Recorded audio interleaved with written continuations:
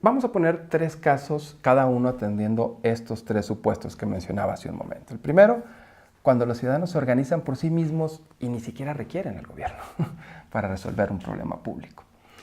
Miren, el típico ejemplo y caso de eso es el caos vial.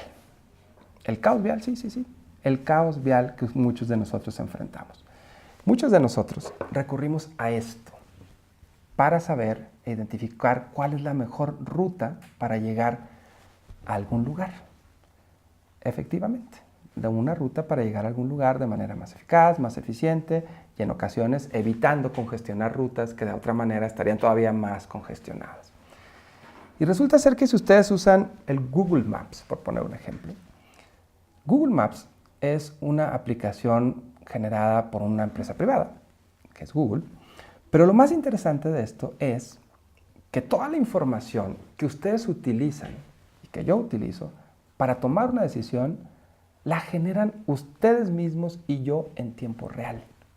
Es decir, poniendo de manera abierta mi geolocalización en mi teléfono, permito que otros usuarios sepan exactamente dónde estoy, ¿sí? Y eso, a su vez, permita saber si una ruta específica, dependiendo de la velocidad en la que estoy avanzando o no, está congestionada o no está congestionada.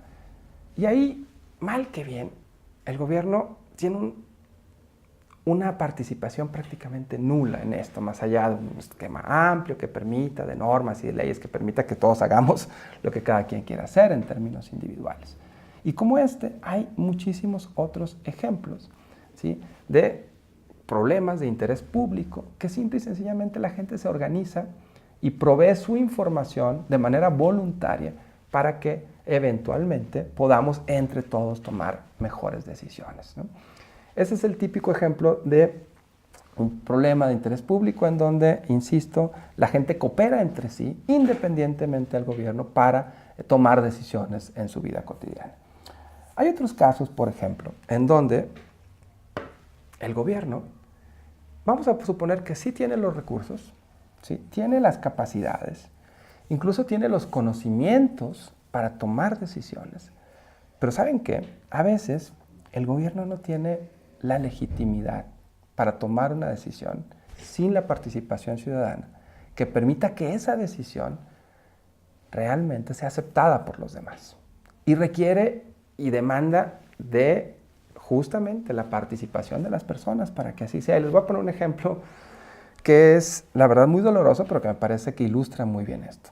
Situémonos en la guardería ABC en Hermosillo, Sonora, en el caso de una guardería que se incendia, es una guardería del IMSS que se incendia, mueren prácticamente 50 niños.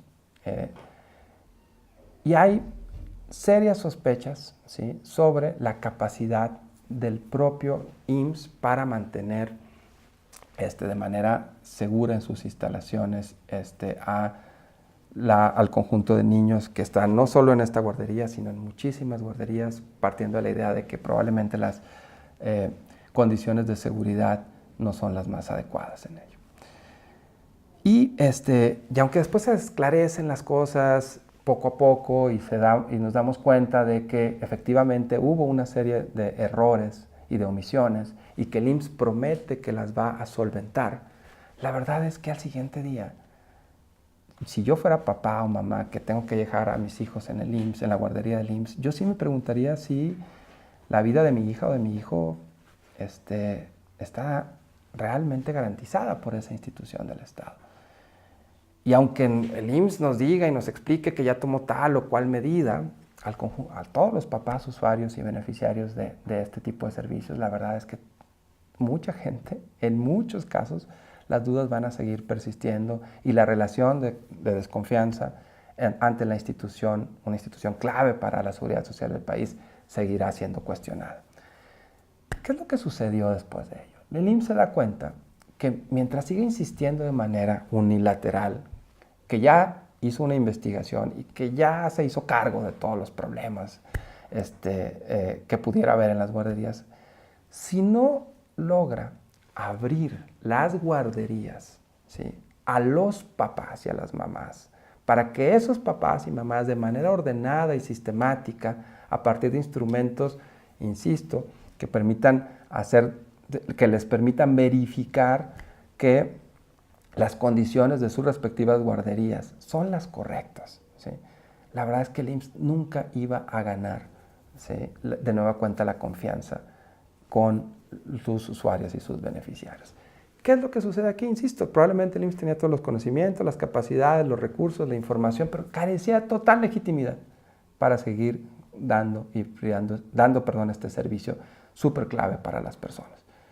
Y lo que hace es recurrir justamente a un instrumento de participación ciudadana, que es la posibilidad de hacer visitas de verificación de todos los beneficiarios en sus respectivos planteles para que permitan verificar que las condiciones son efectivamente adecuadas, y de paso sirve que los educan y los orientan sobre cuál deben de ser esas características y cómo pueden garantizar que hoy y en el futuro éstas se sigan manteniendo, y cómo hacer de esto algo periódico, es decir, que de tiempo a tiempo, de manera ordenada en el futuro, de vez en cuando y de manera preestablecida, los padres puedan seguir verificando las condiciones en las cuales están operando estas guarderías. Insisto, este es otro elemento en el cual el gobierno requiere de la legitimidad que le va a brindar la participación ciudadana para eventualmente seguir proveyendo un servicio clave para el desarrollo de los niños, pero también de los padres, ¿no? Un tercer ejemplo es cuando el gobierno quiere resolver un problema público, pero no tiene ni la información ni los conocimientos que le lleven a resolver ese problema de manera eficaz. Un caso típico, emblemático de esto, sucede en la Ciudad de México, ¿sí? En los últimos años ha habido una tendencia de mayor uso de la bicicleta como medio de transporte ante la gran cantidad de tráfico. Bueno, esto trajo nuevos retos, ¿no?, de movilidad en la ciudad. Pero uno de ellos, muy importante, es que empezaron a incrementarse los accidentes, y en particular los accidentes mortales. Y se empezaron a dar cuenta en la Ciudad de México, particularmente el gobierno, que estos accidentes ocurrían con más frecuencia en ciertos cruces que eran más conflictivos, ¿no? Eso es un síntoma de un problema, pero no te dice por qué ahí está ocurriendo esa problemática, y más importante aún, ¿qué se puede hacer?, ¿no? Y yo creo que el gobierno de la ciudad tomó aquí una decisión bien interesante. En vez de ir a hacer desde el escritorio, intentar resolver un problema para el cual realmente no sabía lo que estaba sucediendo, le pidió a una instancia que es el Laboratorio por la Ciudad, el Laboratorio de la Ciudad de México, que es un instrumento de participación ciudadana, es una instancia de participación ciudadana del gobierno de la ciudad, que junto con otra organización que se llama PIDES, hicieran un acercamiento distinto, ¿sí?, a entender esta problemática y darle una salida a esta problemática. Y a lo que a ellos se les ocurrió fue lo lógico que cualquiera de nosotros haría, que es, ok, ¿por qué no vamos y le preguntamos, ¿sí?, a las personas que viven todos los días ahí su vida cotidiana? Al señor que lustra zapatos, a la persona que vende los periódicos en la esquina, al taxista que hace la base ahí, a el conductor del micro que está por ahí, a las personas que pasan de manera cotidiana para tomar transporte público, que van en su bicicleta. Y podemos identificar y trazar las lógicas justamente de ruta de cada uno, sus prácticas cotidianas, y eventualmente preguntarles cuáles son las variables o factores que ellos consideran que están ocasionando estas cosas. Es decir, es construir una narrativa y una explicación a partir de experiencias múltiples de personas que las viven todos los días, y que en una situación típica de política pública uno no diría, ay, son los mejores informantes. ¿Cómo le voy a preguntar a la señora que vende las quesadillas en la esquina? Pues sí, efectivamente, hay situaciones en las que la señora que vende las quesadillas en la esquina está en una mejor posición para entender un problema que el tomador de decisiones que fue a Harvard, ¿no?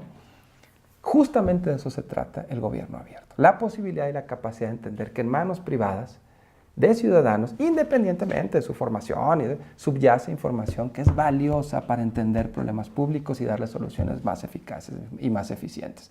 A partir de esta intervención, el gobierno de la ciudad, con el Laboratorio de la Ciudad, empezaron a entender y a trazar formas distintas, perdón, a entender y a trazar las rutas, ¿sí? Y los factores que eventualmente estaban determinando la frecuencia de los accidentes, y empezar a tomar decisiones muy focalizadas, distintas para cada cruce, de acuerdo a las dinámicas que se daban en cada uno de ellos, y eventualmente fuimos viendo cómo la conflictividad y el número de accidentes se fue reduciendo paulatinamente, y sobre todo el número de vidas que esto estaba tomando.